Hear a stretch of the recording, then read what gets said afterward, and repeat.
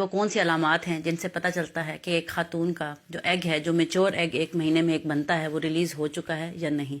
तो egg release होने गए यानी कि ओव्यूलेशन के क्या साइंस होते हैं, इस बारे में हम आज जानेंगे। और मैं आपको 7 साइंस बताऊंगी और इसके अलावा कौन से टेस्ट हैं जो हमें करवाने चाहिए ओव्यूलेशन यानी कि ये चेक करने के लिए कि हेल्दी फीमेल को जो मेच्योर एग, हेल्दी जो एग है वो रिलीज हो रहा है या नहीं। याद रखिए, एक खातून को 1 महीने में सिर्फ एक अंडा जो है, एक एग है जो वो तैयार होता है और उसके तैयार होने के कुछ खास दिन होते हैं। इसलिए हम कहते हैं पीरियड्स की जो डायरी हम मेंटेन करते हैं उसके सेंटर वाले दिन।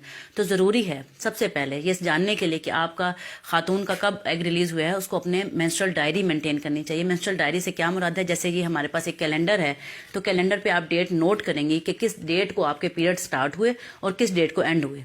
फर्ज करें खातून को 1 सितंबर को पीरियड स्टार्ट हुए और नेक्स्ट जो पीरियड आए हैं वो 1 अक्टूबर को आए हैं, तो उसका 30 डेज का साइकिल बनता है। इसी तरह अगर किसी को 1 सितंबर को पीरियड स्टार्ट हुए हैं और नेक्स्ट जो पीरियड है वो 28 सितंबर को आ गए हैं, तो हम उसे कहेंगे कि ये 28 डेज का साइकिल है।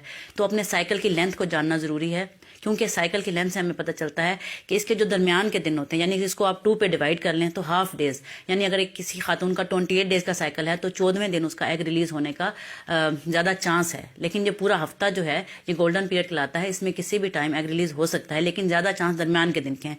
इस तरह एक खातून है उसके 32 दिन का साइकिल है, यानी कि 1 सितंबर को उसको पीरियड आए और अगले महीने अक्टूबर की 2 या 3 तारीख को आए, तो ये 32 डेज का साइकिल बन गया। तो अब जो उसका जो है उसका हाफ जो बनता है वो 15-16 डे बनता है, तो वो उसका ओव्यूलेशन के डेज अप्रोक्सीमेट होंगे। लेकिन ये 2 दिन पहले और 2 दिन बाद में भी हो सकता है। तो अपनी मेंस्ट्रुअल डायरी या अपने पीरियड्स की डायरी मेंटेन करें और उसका सेंटर वाले दिन को नोट कर लें। पहला साइन।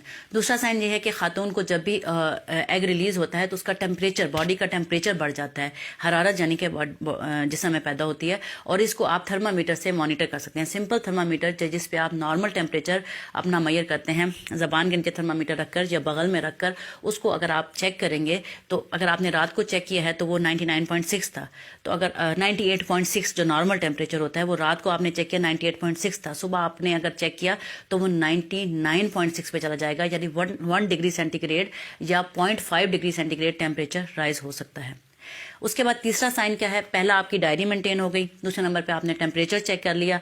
आपको अपनी बॉडी पे बहुत गौर करना पड़ता है। कुछ खवातीन में ब्रेस्ट टेंडरनेस होती है, यानी कि ब्रेस्ट में या छाती में दर्द होती है, और कुछ में पेट के निचले हिस्से में दर्द होती है, जिसे हम कहते हैं pain lower abdomen. Pain lower abdomen जिन खवातीन को होता है वो क्यों होता है, जब एग अपने उसका जो खौल होता है उसमें से जब निकलता है तो उसमें ब्राउनिश डिस्चार्ज भी आ सकता है और पेन लोअर एब्डोमेन भी हो सकती है। इससे हम कहते हैं मिटल शिमर्स, यानी पेन वो जिसकी वजह से एग रिलीज हुआ। कुछ खवातीन को में ये पेन इतना सीवियर होता है कि वो वॉमिटिंग भी कर सकता है। इसके अलावा फीमेल का डिस्चार्ज है, अगर हम उसको देखें तो वो अंडे की सफ़ेदी की तरह थिन हो जाता है, स्ट्रेचेबल हो जाता है और स्टिकी हो जाता है, यानी कि वो चिपचिपा हो जाता है और थिन हो जाता है और बिल्कुल अंडे की सफ़ेदी की तरह कलरलेस हो जाता है। तो अगर आप गौर करें तो उस दिन जिस दिन आपकी ओव्यूलेशन होती है उस दिन ये डिस्चार्ज ज़्यादा आपको क्लियर नज़र आता है, क्लियर कलर में, और स्टिकी नज़र आता है और स्ट्रेचेबल नज़र आता है। आम दिनों में इस तरह का डिस्चार्ज नहीं होता।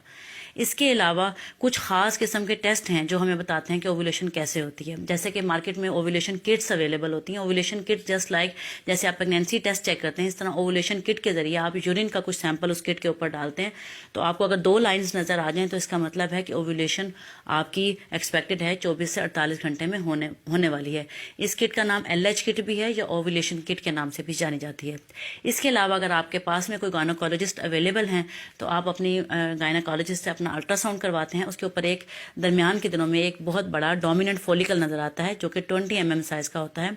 ये फोलिकल ज्यादातर वेजाइनल अल्ट्रासाउंड, ट्रांसवेजाइनल स्कैन पे नजर आता है और ये भी एक साइन होता है कि एग मैच्योर हो चुका है और अब वो रिलीज होने वाला है विद इन 24 से 36 या 48 आवर के अंदर, यानी 1 से 2 दिन के अंदर एग रिलीज होने वाला है जब उसका साइज मैक्सिमम हो जाता है, जो कि जिसे हम कहते हैं डोमिनेंट फोलिकल।